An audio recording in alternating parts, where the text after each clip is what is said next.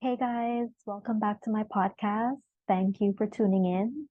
Today, I just wanted to do a video because I just have to talk about last night's game six between the Heat and the Celtics.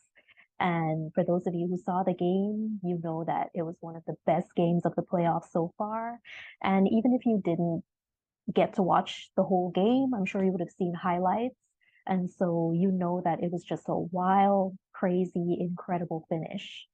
So basically, Derek White was the hero of the game. He saved the Celtics season on a last second tip in, literally on the last point one of a second.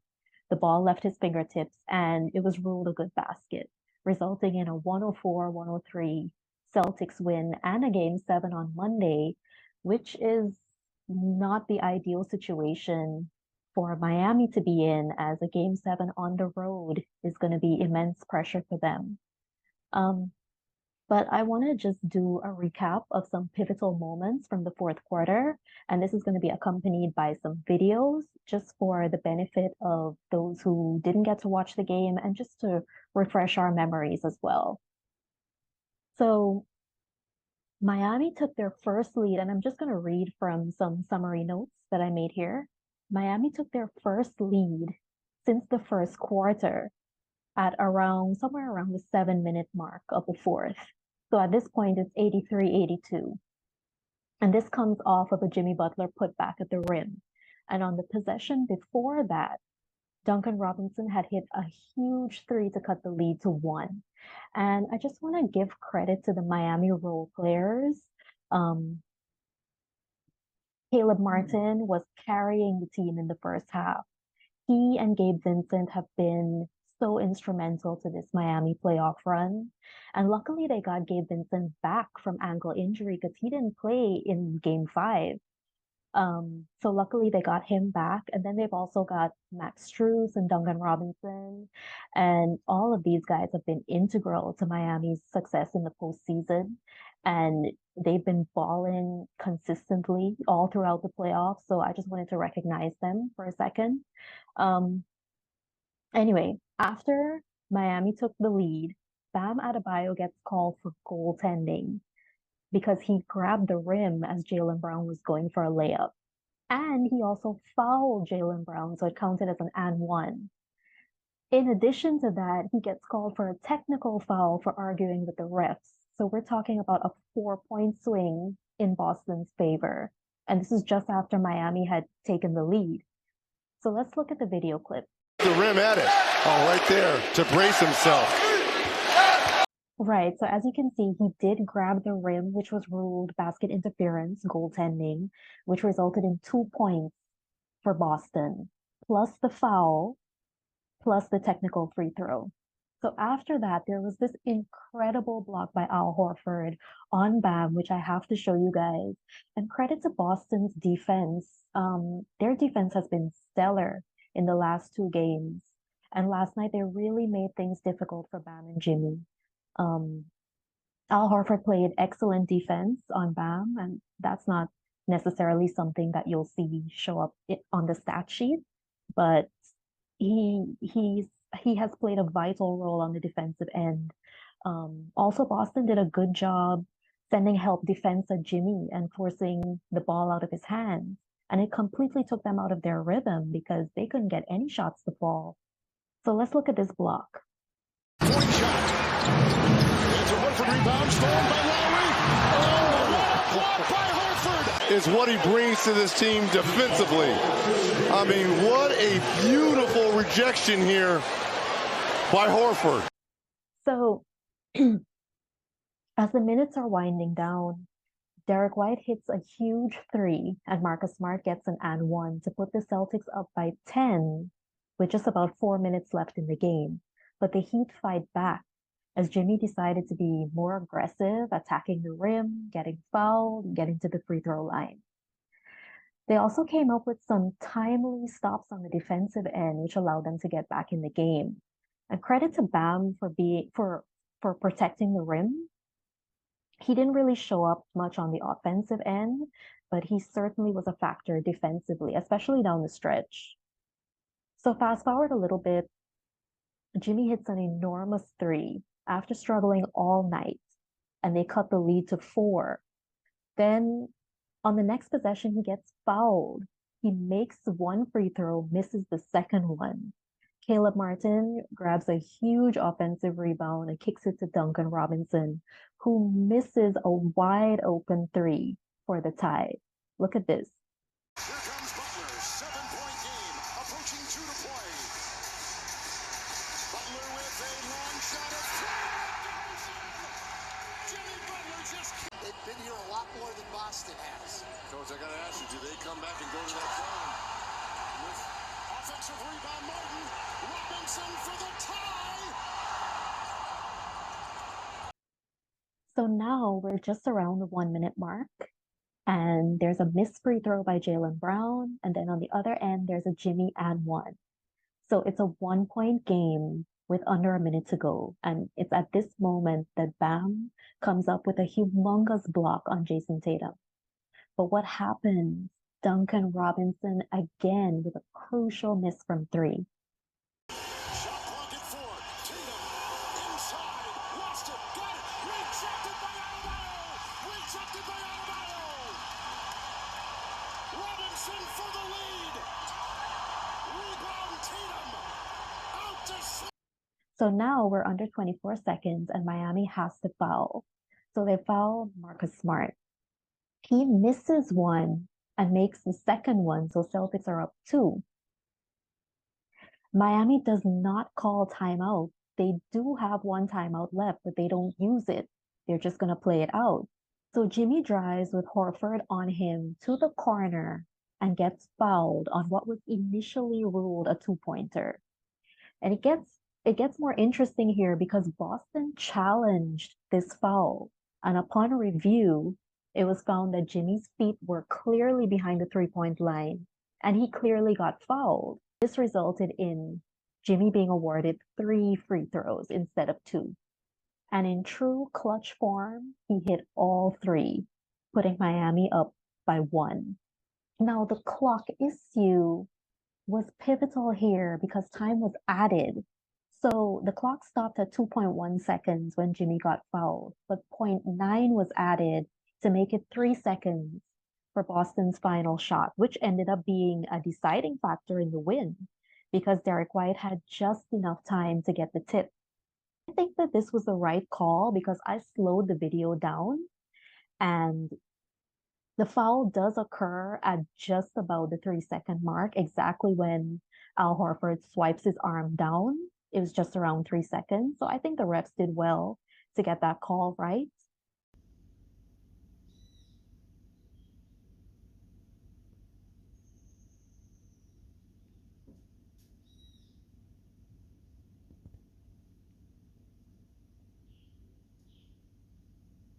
So after the free throws, Miami's up 1 with 3 seconds left. Derek White inbounds the ball to Marcus Smart, who shoots a 3, and it goes in and out. And in the most dramatic finish, White gets the tip in for the win. What happened was they tried to double Jason Tatum, and nobody picked up Derek White because Max Strus was helping to double Tatum. Derek White pretty much had like a free run to the basket, and I feel like Caleb Martin, but he was standing like just around the paint, and I feel like he should have rotated over, but he just kind of froze there.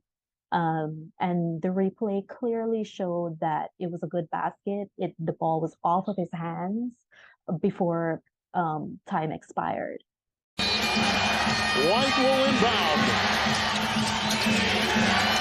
It's off to Smart for the 7th game. It may have been tipped in, but the buzzer sounded. The light was on. It'll be reviewed. Protect the offensive rebounding. Oh, he got rid of it. He sure That's a did. Celtic win, and we're going to Game 7. The Celtics are going to win. There's a Game 7 back in Boston. Ruling on the floor is good back. So that was the end of that. And if you're a Boston fan, you're elated, but it was just an incredibly painful loss for Miami, and I sympathize with Miami fans. And if you were a neutral fan like me, because I have no affinity to either of these teams, It was amazing to watch, and you just got to enjoy it for what it was. So looking at the box score, Jaylen Brown had a solid game. He had 26 points on 56% shooting. Tatum had 31, but it was not an efficient 31. He shot 8 of 22. And I've noticed with Tatum that there have been a few games in these playoffs where he has not been a factor in the second half, especially in the fourth quarter. He has gone some fourth quarters without even attempting or making a shot, and that just cannot happen. He's your superstar, he's a max contract player. He has to be involved in a major way.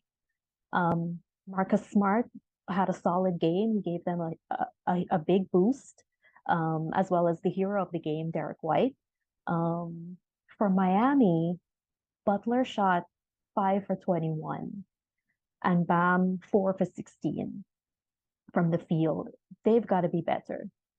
They've just got to be better. Like I said, it was partially due to Boston's defense, but I mean, Bam was missing some shots from point blank range, some makeable shots. So he has got to be better. Um, at least Jimmy showed up down the stretch and he also had 8 assists. Um, but they've both got to get out to a better start early in game 7 if Miami's going to have a chance. I want to just look at this team comparison chart from NBA.com. Right. So what stands out about this chart? Um,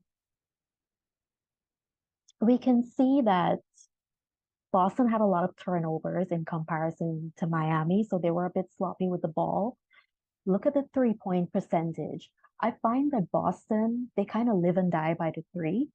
And when those threes are not falling, they kind of struggle a bit.